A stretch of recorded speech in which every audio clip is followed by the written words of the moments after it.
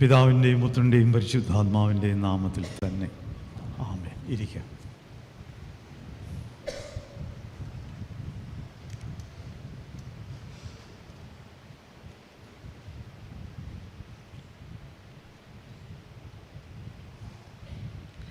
ദൈവതിരുനാമത്തിന് മഹത്വം ഉണ്ടാകട്ടെ. വിശുദ്ധ യോഹന്നാൻ എഴുതിയ സുവിശേഷം 15-ാം അധ്യായം 12-ാം വാക്യം.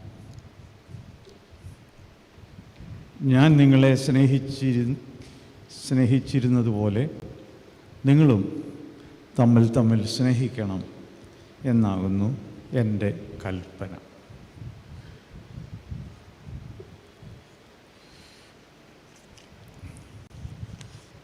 ഈ ആരാധനയിലേക്ക് ഞാനും നിങ്ങളെ എല്ലാവരെയും സ്വാഗതം ചെയ്യുന്നു. ഇന്ന് റിപ്പബ്ലിക് ഡേ ആണ്. റിപ്പബ്ലിക് ദിനത്തിൻ്റെ ആശംസകൾ ഞാൻ നിങ്ങളെ അറിയിക്കുന്നു.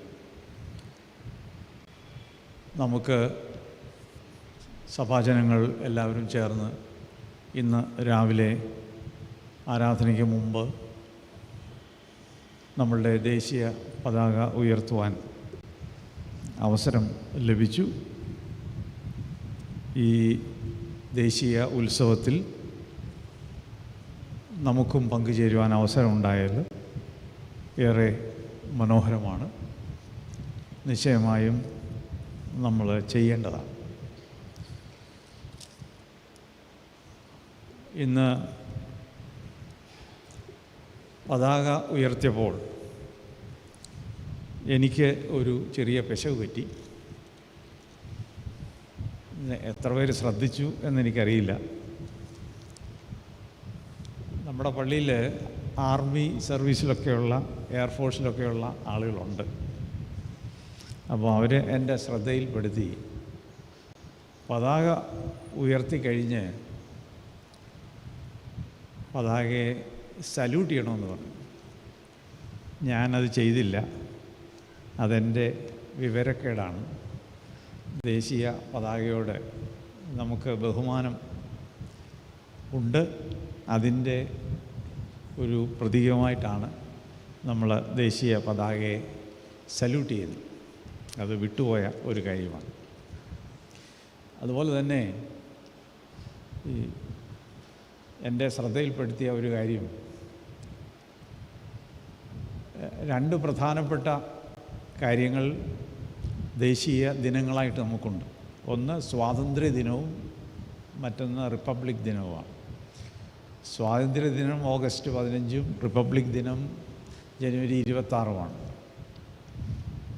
അപ്പോൾ ഈ പതാക ഉയർത്തുകയും അതിനെ സല്യൂട്ട് ചെയ്യുകയും ചെയ്യുമ്പോൾ അതിന് ഒരു പ്രത്യേക രീതിയുണ്ട് എന്ന് എൻ്റെ ശ്രദ്ധയിൽ ഇന്ന് പെടുത്തി. അതും എനിക്ക് അത്ര വിവരമില്ലാതെ കൊണ്ട് പറ്റിയതാണ്. അതായത് നിങ്ങളുടെ കൂടെ അറിവിന് വേണ്ടി പറഞ്ഞു എന്നേ ഉള്ളൂ. ഇന്ത്യക്ക് സ്വാതന്ത്ര്യം കിട്ടിയതിൻ്റെ ഓർമ്മ പുതുക്കുന്ന ഒന്നാണ് സ്വാതന്ത്ര്യദിനാഘോഷം. അന്ന് പതാക ഉയർത്തുന്നത്. എന്നാൽ റിപ്പബ്ലിക് ദിനത്തിൽ നമ്മൾ പതാക ഉയർത്താറില്ല എന്നാണ് എന്നോട് പറഞ്ഞത്. അത് വാസ്തവത്തിൽ അത് ചെയ്യേണ്ടിയിരുന്നത് ഈ മുകളിൽ പതാക പൂക്കളാൽ പൊതിഞ്ഞ് ആ സമയത്ത് അത് തുറന്ന് വിടുകയാണ്. അല്ലെങ്കിൽ ഇംഗ്ലീഷിൽ പറഞ്ഞാൽ അൺഫോൾഡ് ചെയ്യുകയാണ്. കാരണം റിപ്പബ്ലിക് ദിനം ആഘോഷിക്കുമ്പോൾ നമുക്ക് സ്വാതന്ത്ര്യമായി. ഇനി ഒരു പതാക ഉയർത്തേണ്ട കാര്യമില്ല. എന്നാൽ റിപ്പബ്ലിക് ദിനത്തിൽ ഇന്ത്യ മഹാരാജ്യം ഒരു റിപ്പബ്ലിക്കായി മാറി എന്നുള്ളതിൻ്റെ സന്തോഷമാണ്. അപ്പോൾ പതാക അൺഫോൾഡ് ചെയ്യണം. അതാണ് ശരിയായിട്ടുള്ള നടപടി എന്ന് എൻ്റെ ശ്രദ്ധയിൽപ്പെടുത്തിയത് ഇന്ന് രാവിലെയാണ്. ഏതായിരുന്നാലും അത് പതാകയോടുള്ള ബഹുമാനക്കുറവല്ല, അത് അറിവില്ലാതെ കൊണ്ട് പറ്റിപ്പോയതാണ്. ഏതായിരുന്നാലും നമ്മുടെ രാജ്യം ഒരു റിപ്പബ്ലിക്കായതിൽ നമുക്ക് അഭിമാനമുണ്ട്. പ്രത്യേകിച്ച് നമ്മുടെ രാജ്യത്തിൻ്റെ ഭരണഘടന, ഒരു കോൺസ്റ്റിറ്റ്യൂഷൻ നമുക്ക് ലഭിച്ചതിൻ്റെ 75-ാമത്തെ വാർഷികം കൂടെയാണ്. അതിലൊക്കെ നമ്മൾ അഭിമാനം കൊള്ളുന്നു. അതിൻ്റെ പിന്നിൽ പ്രവർത്തിച്ച ഡോക്ടർ അംബേദ്കറെയൊക്കെ നമ്മൾ ഇന്ന് പ്രത്യേകിച്ച് ഓർക്കുന്ന ദിനമാണ്. അതുകൊണ്ട് റിപ്പബ്ലിക് ദിനത്തിൽ നമ്മൾ നമ്മുടെ രാജ്യത്തിന് വേണ്ടി പ്രാർത്ഥിക്കും, ഭരണകർത്താക്കൾക്ക് വേണ്ടി ഒക്കെ നമ്മൾ പ്രാർത്ഥിക്കും. രാജ്യത്തെയും ഭരണകർത്താക്കളെയൊക്കെ ദൈവിക സംരക്ഷണയിൽ കാത്തുകൊള്ളണമേ എന്നാണ് നമ്മളുടെ പ്രാർത്ഥന. അതുപോലെ തന്നെ ഇവിടുത്തെ ജനങ്ങൾ, നമ്മുടെ രാജ്യം ഒരു വലിയ രാജ്യമാണ്. ഇവിടുത്തെ ജനങ്ങളെല്ലാവരും വളരെ സ്നേഹത്തിലും സമാധാനത്തിലും പുലരണം എന്നുള്ളതാണ് നമ്മുടെ ആഗ്രഹവും നമ്മുടെ പ്രാർത്ഥനയും. എന്നാൽ പലപ്പോഴും അങ്ങനെ അല്ലാത്തൊരു സാഹചര്യമുണ്ട്. അതുകൊണ്ട് നിശ്ചയമായും നമ്മുടെ രാജ്യത്തിന് വേണ്ടി നമ്മൾ പ്രാർത്ഥിക്കുമ്പോൾ ജനങ്ങൾ സമാധാനത്തിലും ഐക്യത്തിലും ജീവിക്കണം എന്നുള്ളതാണ്. നമ്മളുടെ ജീവിതം കൊണ്ട്, നമ്മുടെ രാജ്യത്തിൻ്റെ ജീവിതം കൊണ്ട് മറ്റുള്ളവർക്കും അനുഗ്രഹമാണോ എന്നുള്ളത് നമ്മൾ ഓർക്കേണ്ട കാര്യമാണ്. അത് പലപ്പോഴും ഇന്ത്യ ഭരണകർത്താക്കൾ അതിനെ ശ്രമിക്കുന്നുണ്ട്. പ്രത്യേകിച്ച് ശ്രീലങ്കയും അതുപോലെ തന്നെ ബംഗ്ലാദേശും വടക്കുള്ള രാജ്യങ്ങളിലും സമീപ രാജ്യങ്ങളിലൊക്കെ എന്തെങ്കിലും അത്യാഹിതമോ ആവശ്യമുണ്ടെങ്കിൽ നമ്മുടെ രാജ്യം മനസ്സ് തുറന്ന് അവരെ സഹായിക്കുന്നുണ്ട്. അതുകൊണ്ട് മറ്റുള്ളവർക്ക് അനുഗ്രഹകരമായി തീരണം നമ്മുടെ രാജ്യം എന്നുള്ളതും നമ്മളുടെ പ്രാർത്ഥനയും ഒക്കെയാണ്. എല്ലാറ്റിനുപരിയായി നമുക്കുള്ള ഭരണഘടനയെ, കോൺസ്റ്റിറ്റ്യൂഷനെ എല്ലാവരും ആദരിക്കണം. നമ്മുടെ കോൺസ്റ്റിറ്റ്യൂഷന് അതിനനുസരണമല്ലാതെ പ്രവർത്തിക്കാൻ താല്പര്യപ്പെടുന്ന ആളുകളുണ്ട്. അതുകൊണ്ട് അവർക്കൊക്കെ താല്പര്യമുള്ള രീതിയിൽ കോൺസ്റ്റിറ്റ്യൂഷൻ അമെൻഡ് ചെയ്തൊക്കെ കൊണ്ടുവരാനായിട്ടുള്ള ശ്രമമൊക്കെ നടക്കുന്നുണ്ട്. എന്നാൽ നമ്മളുടെ കോൺസ്റ്റിറ്റ്യൂഷൻ വളരെ വിലപ്പെട്ടതാണ്. അതുകൊണ്ട് ആ കോൺസ്റ്റിറ്റ്യൂഷനെ ആദരിക്കുവാൻ സകലർക്കും ഇടയാകണമെന്നുള്ളതും നമ്മുടെ പ്രാർത്ഥനയാണ്. ഏതായിരുന്നാലും ഇന്ന് റിപ്പബ്ലിക് ദിനം നമുക്ക് ആചരിക്കുവാൻ ഇടയായതിൽ നമുക്കെല്ലാവർക്കും സന്തോഷമുണ്ട്. ഇന്നത്തെ ദിവസത്തിൻ്റെ മറ്റൊരു പ്രാധാന്യം നിങ്ങൾക്കറിവുണ്ടായിരിക്കും. കഴിഞ്ഞ 8 ദിവസങ്ങൾ നമ്മൾ സഭൈക്യ വാര പ്രാർത്ഥനാ ദിനങ്ങളായിട്ട് ആചരിക്കുകയായിരുന്നു. ആദ്യത്തെ ഞായറാഴ്ച സഭൈക്യ ഞായറായിട്ട് ആഘോഷിച്ചു. അതിനുശേഷം എല്ലാ ദിവസവും വിവിധ പള്ളികളിൽ പ്രാർത്ഥനയുണ്ടായിരുന്നു. ചില പ്രാർത്ഥനാ യോഗങ്ങളിൽ നിങ്ങൾ സംബന്ധിച്ച് കാണുമെന്ന് ഞാൻ വിചാരിക്കുന്നു. ഞാനും ചില സഭൈക്യവാര പ്രാർത്ഥനയിൽ സംബന്ധിക്കാൻ എനിക്കും അവസരമുണ്ടായി.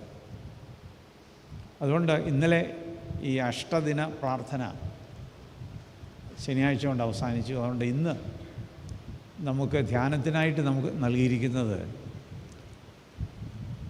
സ്നേഹത്തിലൂടെയുള്ള ഐക്യം എന്നുള്ളതാണ്.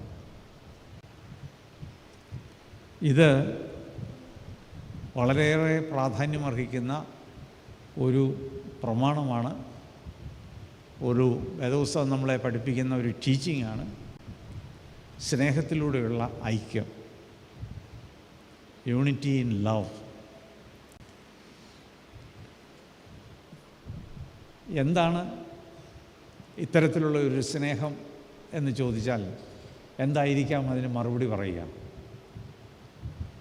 ഈ അടുത്ത സമയത്ത് വളരെ ലോക രാജ്യങ്ങളെ എല്ലാവരെയും പ്രകമ്പനം കൊള്ളിച്ച ഒരു പള്ളി ആരാധന, ചർച്ച് സർവീസ് ന്യൂയോർക്ക് വാഷിങ്ടൺ കത്തീഡ്രലിൽ നടന്നു. പ്രസിഡന്റ് സ്ഥാനത്തേക്ക് പ്രവേശിച്ച ട്രംപ് ആദ്യമായിട്ട് ആ ദേവാലയത്തിൽ ആരാധനയ്ക്ക് വന്നപ്പോൾ ആരാധന മധ്യേ പ്രസംഗിച്ചത് ഒരു ലേഡി ബിഷപ്പാണ്. ആ ബിഷപ്പിൻ്റെ പേര് ബിഷപ്പ് മറിയാൻ എഡ്ഗാർ ബൂഥെ എന്നാണ്. ആ ബിഷപ്പിൻ്റെ പ്രസംഗം പെട്ടെന്ന് സമൂഹ മാധ്യമങ്ങളിൽ അങ്ങ് പ്രചരിച്ചു. അത് വാഷിങ്ടണിൽ മാത്രമല്ല, അമേരിക്കയിൽ മാത്രമല്ല, യൂറോപ്പിലും ഏഷ്യൻ രാജ്യങ്ങളിലും ലോകത്തെല്ലായിടത്തും അതങ്ങ് പ്രചരിച്ചു. ആ പ്രസംഗത്തിന് അനുകൂലമായും പ്രതികൂലമായും ധാരാളം കമൻ്റ് ഉണ്ടായി സമൂഹ മാധ്യമങ്ങളിൽ. ഒരുപക്ഷെ ഇവിടെ എന്നെ കേൾക്കുന്ന നിങ്ങൾ ആ ബിഷപ്പിൻ്റെ പ്രസംഗം നിങ്ങൾ ശ്രദ്ധിച്ചു കാണും. അത് ശ്രദ്ധിക്കാനായിട്ട് അവസരം ഉണ്ടായില്ലെങ്കിൽ അത് ശ്രദ്ധിക്കണം. അത്രയ്ക്ക് ശക്തമായ രീതിയിൽ ഒരു ഭയവുമില്ലാതെ ട്രംപ് പള്ളിയിൽ മുമ്പിലത്തെ ബെഞ്ചിൽ ഇരിക്കുമ്പോൾ ആ ബിഷപ്പ് പ്രസംഗിച്ചു. ആ ബിഷപ്പ് അങ്ങനെ പ്രസംഗിക്കാനായിട്ട് ഒരു കാരണം, പ്രസിഡന്റ് സ്ഥാനത്തേക്ക് വരുമ്പോൾ അദ്ദേഹത്തിൻ്റെ നയം അദ്ദേഹം പ്രഖ്യാപിച്ചു. ആ നയത്തിൽ സകലർക്കും ഭയമാണ് എന്നാണ് ആ ബിഷപ്പ് പറഞ്ഞത്. കാരണം സമൂഹത്തിൽ പലതരത്തിലുള്ള ആളുകളുണ്ട്, പല പശ്ചാത്തലത്തിലുള്ള ആളുകളുണ്ട്, ശാരീരികമായിട്ട് വ്യത്യസ്തരായിട്ടുള്ള ആളുകളുണ്ട്. അവരുടെയൊക്കെ ഓറിയൻറ്റേഷൻ വളരെ വ്യത്യസ്തമാണ്. അവരുടെ ഇടയിൽ ഗേ ആയിട്ടുള്ള ആളുകളുണ്ട്, ലെസ്ബിയൻ ആയിട്ടുള്ള ആളുകളുണ്ട്, ട്രാൻസ്ജെൻഡർ ആളുകളുണ്ട്. അപ്പോൾ ഇങ്ങനെയൊക്കെയുള്ള ആളുകൾ പ്രത്യേകിച്ച് അമേരിക്കൻ ആ ദേശത്ത് ധാരാളമുണ്ട്. അതുപോലെ ഡെമോക്രാറ്റിക് ആയിട്ടുള്ള ആളുകളുണ്ട്, റിപ്പബ്ലിക്കൻ ആയിട്ടുള്ള ആളുകളുണ്ട്, ഇതിലൊന്നും ഉൾപ്പെടാത്ത ഇൻഡിപെൻഡൻ്റ് ആയിട്ടുള്ള ആളുകളുണ്ട്. അപ്പോൾ ഇവരെ ഒന്നും എല്ലാവരെയും പൂർണ്ണമായി ഉൾക്കൊള്ളാൻ ഇനിയും പ്രസിഡൻറ്റിന് സാധിക്കില്ല എന്ന് അസന്നിഗ്ധമായി അദ്ദേഹം പ്രഖ്യാപിച്ചു. ഇനിയും പുരുഷനും സ്ത്രീയും എന്ന രണ്ട് വിഭാഗക്കാരേ ഉള്ളൂ, വേറെ ആരുമില്ല. അതുപോലെ തന്നെ ഇമിഗ്രൻസ്, അമേരിക്ക എന്ന് പറയുന്നത് ഒരു കുടിയേറ്റ രാജ്യമാണ്. നമ്മുടെയൊക്കെ കുടുംബത്തിൽ ഉള്ള അനേകം ആളുകൾ അമേരിക്കയിൽ കുടിയേറിയിട്ടുണ്ട്. അപ്പോൾ ആ ബിഷപ്പ് പറഞ്ഞു, ഈ കുടിയേറ്റക്കാരൊക്കെ കുറ്റവാളികളൊന്നുമല്ല, അതുകൊണ്ട് അവരെയൊക്കെ പെട്ടെന്ന് അമേരിക്കയിൽ നിന്ന് പറഞ്ഞു വിടരുത് എന്ന് ആ ബിഷപ്പ് പ്രസംഗത്തിൽ സൂചിപ്പിച്ചു. സാധാരണ പൗരന്മാരെ പോലെ അവരെല്ലാം ടാക്സ് കൊടുക്കുന്നവരാണ്, അവരൊക്കെ പള്ളി പോകുന്നവർ, അവരൊക്കെ വളരെ റിലീജിയസ് ആയിട്ടുള്ള ആളുകളാണ്. അപ്പോൾ ബൈബിളിൽ പറയുന്ന പോലെ പരദേശികളോട്, ജീവിതത്തിൽ ബുദ്ധിമുട്ട് അനുഭവിക്കുന്നവരോട് കരുണ കാണിക്കണം എന്നാണ് ബിഷപ്പ് പറഞ്ഞതിൻ്റെ ചുരുക്കം. എന്നാൽ ബിഷപ്പിൻ്റെ ആ പ്രസംഗം ഒരുപാട് ആളുകൾക്ക് സ്വീകാര്യമായില്ല, പ്രത്യേകിച്ച് റിപ്പബ്ലിക്കൻ ഗ്രൂപ്പിൽപ്പെട്ടവർ, ട്രംപിനെ അനുകൂലിക്കുന്നു. കാരണം ഒരു വലിയ വിഭാഗീയത അദ്ദേഹം സൃഷ്ടിച്ചു. കുറേ ആളുകളെ ഉൾക്കൊള്ളാനായിട്ട് അദ്ദേഹം തയ്യാറല്ല എന്ന് പറഞ്ഞു. അദ്ദേഹത്തെ അനുകൂലിക്കുന്ന ബഹുശതം ആളുകളുണ്ട്, മലയാളികളുണ്ട്, ബിസിനസ് ചെയ്യുന്ന ആളുകളുണ്ട്, ഒരു എക്സ്ട്രീം ആയിട്ടുള്ള റിലീജിയസ് വ്യൂസുള്ള ഫണ്ടമെൻ്റൽ ക്രിസ്ത്യൻസ് ഉണ്ട്. അവരൊക്കെ ട്രംപിൻ്റെ നിലപാടിനെ യോജിക്കുന്ന ആളുകളാണ്. എന്നാൽ അതിന് എതിരായിട്ട് ഉള്ള ആളുകളുണ്ട്. എല്ലാവരെയും ഉൾക്കൊള്ളണം എന്നുള്ള ഒരു ചിന്ത, എല്ലാവരെയും സ്നേഹിക്കണം, എല്ലാവരെയും കരുതണം. ജീവിതത്തിൽ പല പശ്ചാത്തലത്തിലുള്ളവരൊക്കെ കുറ്റവാളികളാണ്. ഒരു പക്ഷേ കുറ്റവാളികൾ എവിടെയാണ് ഇല്ലാത്തത്? എല്ലാ തരത്തിലും പെട്ട ആളുകളിൽ കുറ്റവാളികളൊക്കെ കാണും. അതുകൊണ്ട് അങ്ങനെ ഒരു വിഭാഗീയത കൊണ്ടുവരികയാണെങ്കിൽ അത് ഏറെ ബുദ്ധിമുട്ടുണ്ടാക്കുമെന്ന് അദ്ദേഹം പ്രസ്താവിച്ചു. ഒരു പക്ഷേ നിങ്ങൾ കണ്ടു കാണും, അത് കേട്ട് കാണും. ഇന്ന് നമ്മൾ ചിന്തയ്ക്കുള്ളത് യുണൈറ്റഡ് ഇൻ ലവ്. അത് മുഖ്യമായിട്ട് സഭയുടെ പശ്ചാത്തലത്തിലാണ്. സഭയിൽ സ്നേഹത്തിലുള്ള ഐക്യമുണ്ടോ എന്നുള്ളതാണ് നമ്മൾ ചോദിക്കുന്നത്. മറ്റേത് നാട്ടിലെ ദേശത്തുള്ള ഒരു കാര്യമാണ്. എന്നാൽ നമ്മളെല്ലാവരും യേശുക്രിസ്തുവിൽ ഒന്നാണ്. ഇതിനൊരു തർക്കവുമില്ല. ഏത് സഭാവിഭാഗത്തിൽപ്പെട്ട ആളുകളാണേലും എല്ലാവരും യേശുക്രിസ്തുവിൽ ഒന്നാണ്. എന്നാൽ അത് പറയുമ്പോൾ തന്നെ സഭകൾ തമ്മിൽ പ്രമാണങ്ങളിൽ ഒരുപാട് വ്യത്യാസമുണ്ട്. ഡോക്ട്രിനൽ ഡിഫറൻസസ്, അടിസ്ഥാനപരമായിട്ടുള്ള വിശ്വാസം ഒന്നു തന്നെയാണ്. ഈ വർഷമാണ് നിക്യ വിശ്വാസ പ്രമാണം. അത് രൂപീകൃതമായിട്ട് 1700 വർഷം ആഘോഷിക്കുന്നത്. AD 325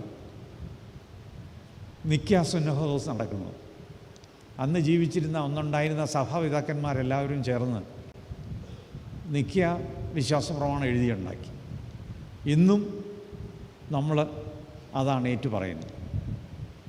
നമ്മൾ മാത്രമല്ല, എല്ലാ സഭകളും, കാത്തലിക് ചർച്ചും ഓർത്തഡോക്സ് സഭാവിഭാഗങ്ങളും മറ്റെല്ലാ സഭകളും, പെന്തക്കോസ് സഭകളും ന്യൂജൻ സഭകളും എല്ലാം ഈ വിശ്വാസമാണ്.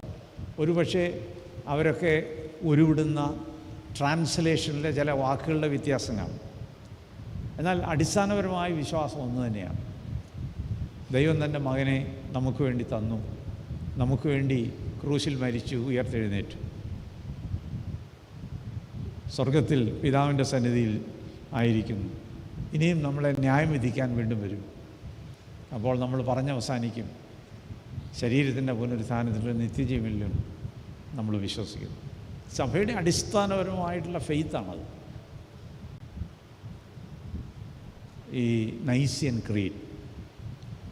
എന്നാൽ അടിസ്ഥാനപരമായ വിശ്വാസം നാം ഉൾക്കൊള്ളുന്നെങ്കിലും സഭകൾ തമ്മിൽ ഒരുപാട് വ്യത്യാസങ്ങളുണ്ട്.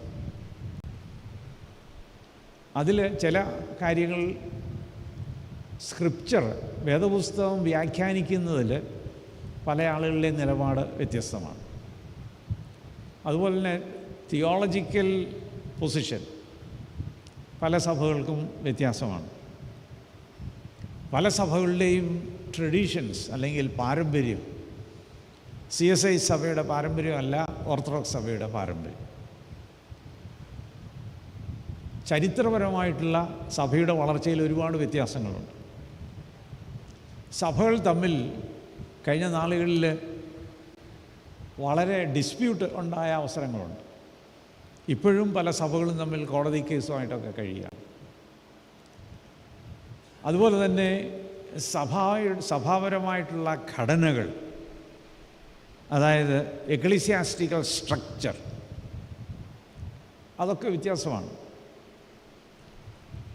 ഇപ്പോൾ നമ്മുടെ സഭയിൽ സ്ത്രീകൾ ബിഷപ്പ്മാരാകുന്നു, ബിഷപ്പ്മാർ വിവാഹിതരാകുന്നു. എന്നാൽ മറ്റ് പല സഭകളിലും അങ്ങനെയല്ല. സഭയുടെ ഭരണരീതിയും വ്യത്യാസമാണ്. CSI സഭയുടെ ഗവേണിംഗ് സ്ട്രക്ചർ എന്ന് പറയുന്നതും വ്യത്യാസമാണ്. നമ്മൾ മുഴുവനായിട്ട് ജനാധിപത്യമാണ്. വിശ്വാസപരമായ കാര്യങ്ങളും നമ്മൾ തീരുമാനിക്കുന്ന വോട്ടിട്ടാണ്. അപ്പോൾ ഇങ്ങനെയുള്ള ഒരുപാട് വ്യത്യാസങ്ങളുണ്ട് സഭകൾ തമ്മിൽ. അടിസ്ഥാനപരമായിട്ടുള്ള ഡോഗ്മ ഒന്ന് തന്നെയാണെങ്കിലും നമ്മളെ പല ചേരിയിലാക്കുന്ന ഒരുപാട് വ്യത്യാസങ്ങളുണ്ട്. അപ്പോൾ ഇതിനെയൊക്കെ അതിജീവിക്കണമെന്നായിരുന്നു കർത്താവിൻ്റെ ആഗ്രഹം. ഒരു ഇടയനും ഒരാട്ടിൻകൂട്ടവും ആകണമെന്നാണ് കർത്താവ് പ്രാർത്ഥിച്ചത്. അങ്ങനെ ഒരു ഇടയനും ഒരാട്ടിൻകൂട്ടവും ആകുന്ന ആ സുപ്രഭാതം നമ്മൾ കാത്തിരിക്കുകയാണ്. എന്നാണ് ഈ ഡിവിഷൻസൊക്കെ മാറുന്നതെന്ന് നമുക്കറിയില്ല. ചില അവസരത്തിൽ ഡിവിഷൻസ് കൂടിക്കൂടി വരികയാണ്. ഏറ്റവും ഒടുവിലത്തെ കണക്കനുസരിച്ച് ലോകത്ത് 4600 സഭകളുണ്ട്. 4600 സഭകൾ വീണ്ടും വിഭജിച്ചു കൊണ്ടിരിക്കുകയാണ്. അപ്പോൾ ഇതെങ്ങനെ ഈ സഭകളെല്ലാം ഒന്നാകും എന്നുള്ളതൊരു വലിയ പ്രശ്നമാണ്.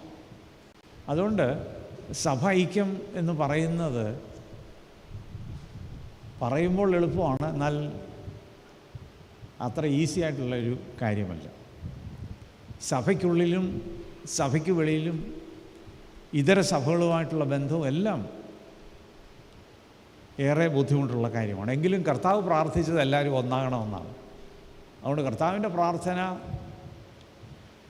ഒരു യാഥാർത്ഥ്യമായി തീരുമെന്നാണ് നമ്മുടെ വിശ്വാസം എന്നെങ്കിലും.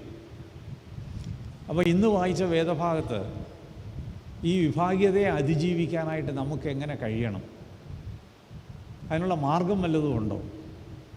അപ്പോൾ പഴയ നിയമത്തിൽ നമ്മൾ വായിച്ചത് 2-ാമത്തെ വാക്യത്തിൽ, ആവർത്തന പുസ്തകത്തിൽ നമ്മൾ വായിച്ചത് 4-ാമത്തെ അധ്യായത്തിൽ, നിങ്ങളെല്ലാവരും എൻ്റെ കൽപ്പനകൾ പ്രമാണിക്കണം, അത് നിങ്ങളുടെ മക്കളോടും പറയണം.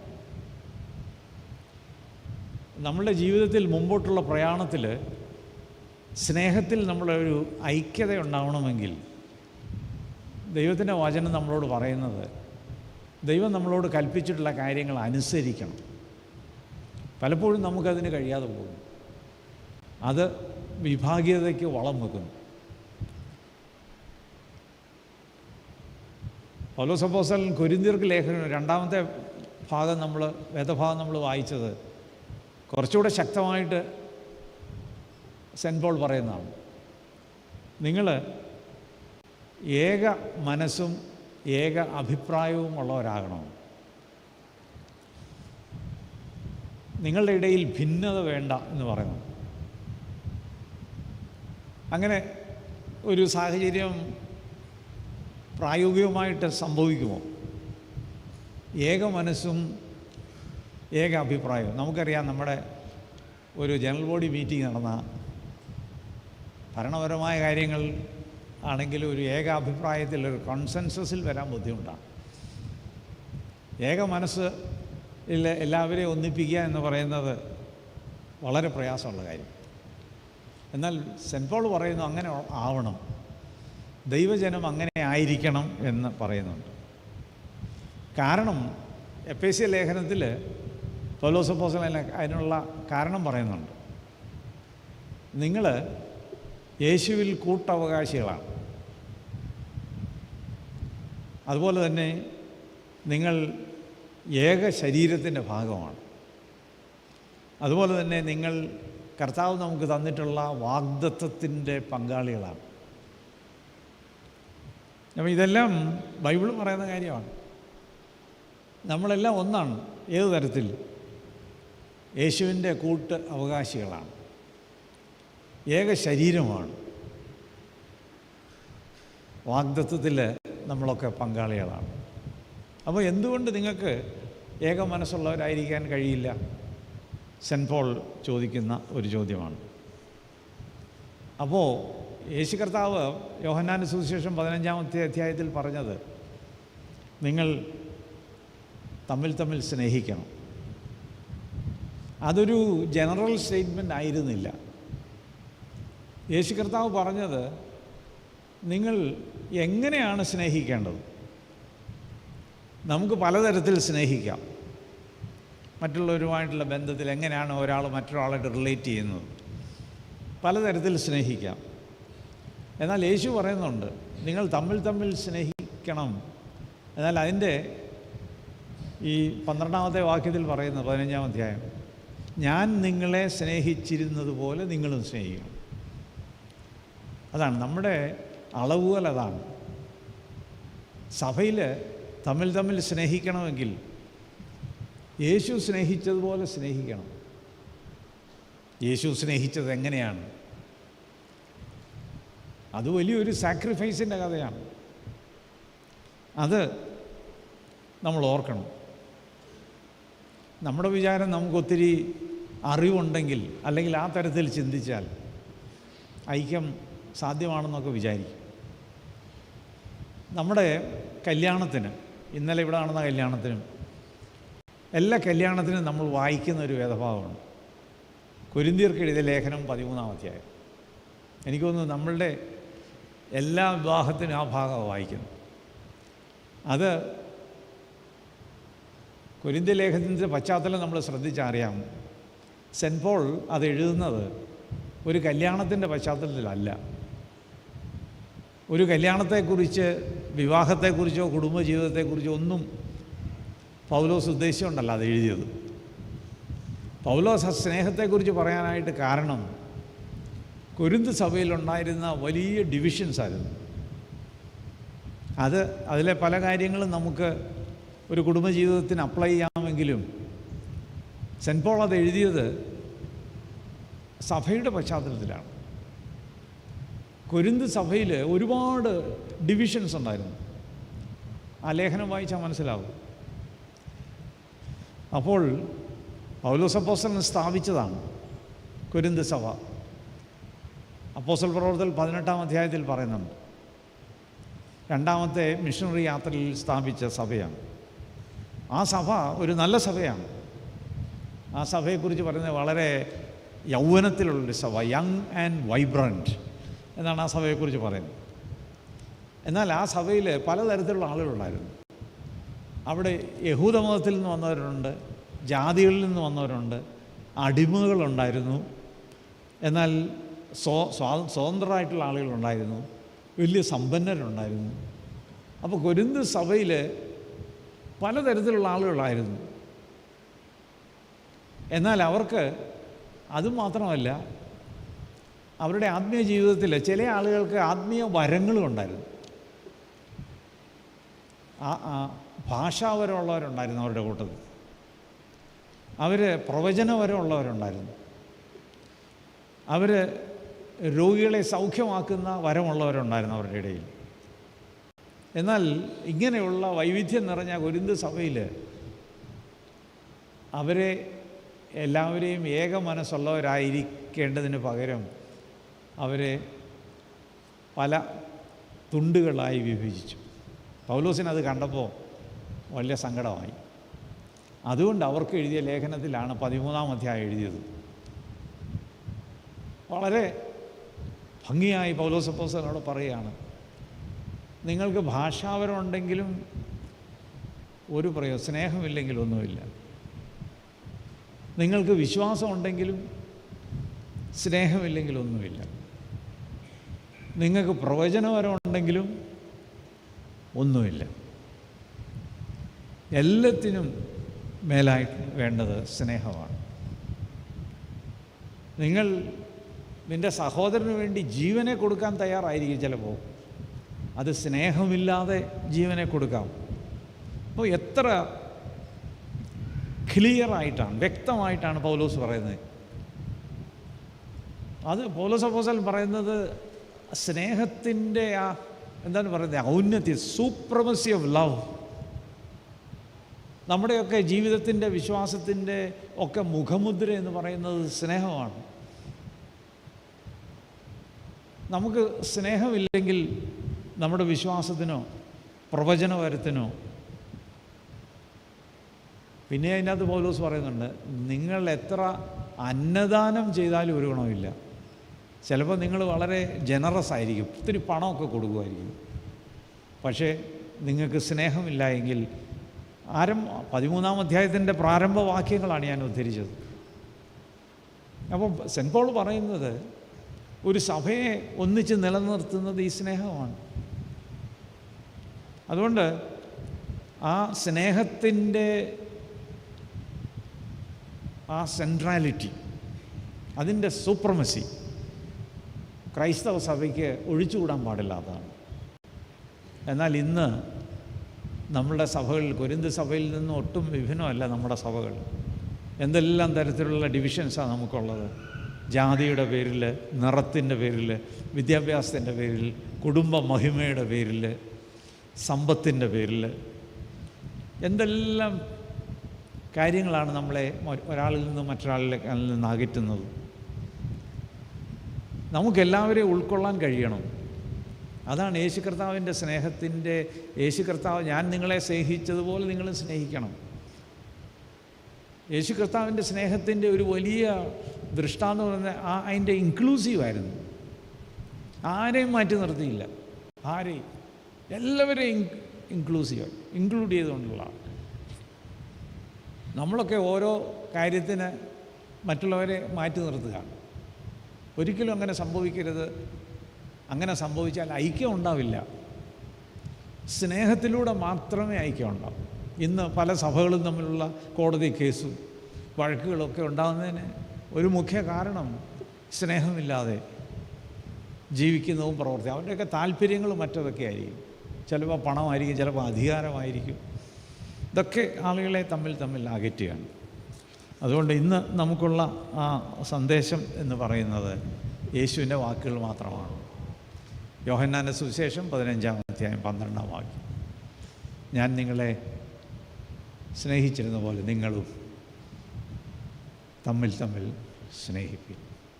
അതിന് കർത്താവ് നമ്മെ സഹായിക്കട്ടെ. ഇപ്പോൾ പിതാവായ ദൈവത്തിനും പുത്രനായ ദൈവത്തിനും പരിശുദ്ധാത്മാവായ ദൈവത്തിനും സകല ബഹുമാനവും മഹത്വവും കാലാവസാനം കൂടാതെ ഉണ്ടായിരിക്കട്ടെ. ആമേൻ.